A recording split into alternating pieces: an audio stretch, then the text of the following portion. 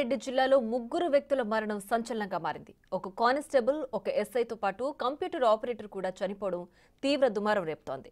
వీరు ముగ్గురు ఎలా చనిపోయారనే విషయంలో పోలీసులు విచారణ కొనసాగిస్తున్నారు.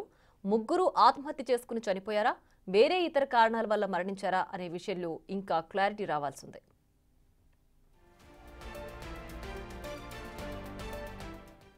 నిన్న రాత్రి కానిస్టేబుల్ శృతి శవంతో పాటు కంప్యూటర్ ఆపరేటర్ నిఖిల్ శవం కూడా చెరువులో లభ్యమయ్యాయి. ఈ రోజు ఉదయం 8:30 SI Sai Kumar dead body కూడా లభించింది. వెంటనే డెడ్ బాడీకి పోస్ట్ మార్టం కూడా పూర్తి చేశారు.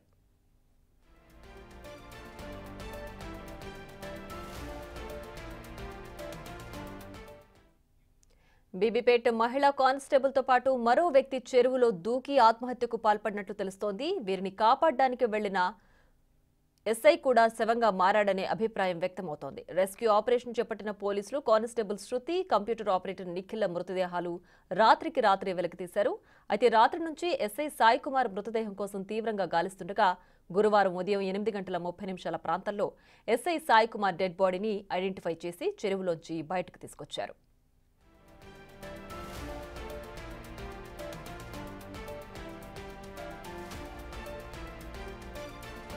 డ్యూటీలో ఎంతో నిక్కచ్చిగా ఉండే ఎస్ఐ సాయి కుమార్ ఆత్మహత్య చేసుకునేంత పిరికివాడు కాదని కుటుంబ సభ్యులు పేర్కొన్నారు. కానిస్టేబుల్ను కాపాడడానికి వెళ్లిన ఎస్ఐ సాయి కుమార్ చనిపోయి ఉంటాడని సాయి కుమార్ చిన్నాన్న అభిప్రాయపడ్డాడు.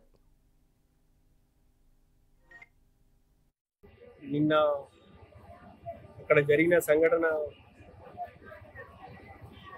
ఫోన్ కాల్ రావడమా, లేకుంటే అక్కడ ఇమీడియట్లీ రెస్పాన్స్ అయ్యి అక్కడికి పోవడము, వాళ్ళను రెస్క్యూ చేసే క్రమంలో ఈ సంఘటన జరిగినట్లుగా నాకు అర్థమైంది. ప్లస్ అక్కడ ఉన్న సిచ్యువేషన్ బట్టి మాకు తెలిసింది. దయచేసి మీడియా మిత్రులందరినీ కోరుతున్నాం, చెప్పినాం అందరికీ.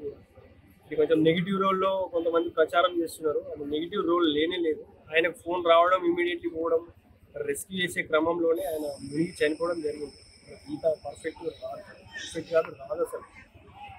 అయినప్పటికీ కూడా ఆయన గుంజుకొద్దామని ఒక ప్లాన్లో దిగినట్టున్నాడు. మినిమం ఆయన జేబులో ఉన్న సెల్ ఫోన్లో కూడా ఆయన తీసుకునేయలేదు. దన్న దిగిపోయాడు, అట్లనే మునిగిపోవడం జరిగింది. నిన్న మాకు సంఘటన 2:30 నుంచి 3 గంటల నుంచి ఫోన్ స్విచ్ ఆఫ్ వస్తుందని తెలిసేసరికి ఇట్లా విచారణ చేస్తూ ఉంటే వాళ్ళ లొకేషన్ తీసి అక్కడ కారు ఉంది సాయి కుమార్ అని చెప్తే మేము వచ్చినాం నైట్ ఇక్కడికి. ఇక్కడ 3 కుటుంబాలు శోకసంద్రంలో ఉన్నాయి. ఆల్రెడీ 2 పోలీస్ డిపార్ట్మెంట్, అతను సివిలియన్ ఉన్నారు. ఇక్కడ జరిగిన సంఘటన మీద ఎవరి మీద మనం ఆరోపణ చేయడము అలాంటివి ఏం లేదు. యాక్సిడెంటల్గా జరిగిన క్షణికావేశంలో తీసుకున్న నిర్ణయాలు, యాక్సిడెంటల్గా జరిగింది ఈ ముగ్గురు మరణం వెళ్తారు. ఇంతకుముందు ఏం జరిగింది అనేది వాళ్ళ మధ్యలో ఆ దేవునికి తెలియాలి. కాబట్టి అంతను మీడియా మిత్రులకు కోరేది ఏంటంటే కొంచెం పాజిటివ్లా దీన్ని చెప్పండి. ఆల్రెడీ మీ జిల్లాకు సేవలు అందించిండు, మంచి ఇన్వెస్టిగేషన్ ఆఫీసర్ కూడా ఆయన. ఆయన మరణం మా కుటుంబానికి చాలా తీవ్ర లోటు. ఇది పేదరికం నుండి వచ్చి ఆయన సబ్ ఇన్స్పెక్టర్గా సెలెక్ట్ కావడం ఒకటి ఒక మంచి ఉండే, మధ్యలోనే ఇట్లా జరిగిపోవడం చాలా విషయాలు. కానిస్టేబుల్ శృతి ఒంటిపై ఉన్న గాయాలు ఎక్కడివి? కానిస్టేబుల్తో పాటు కంప్యూటర్ ఆపరేటర్ ఎందుకు చనిపోయారు? ఎస్ఐ సాయి కుమార్ కూడా వీరితో పాటు కలిసి చనిపోయాడా, వీరిని కాపాడడానికి వెళ్లి చనిపోయాడా అనే కోణంలో పోలీసులు విచారణ చేపడుతున్నారు.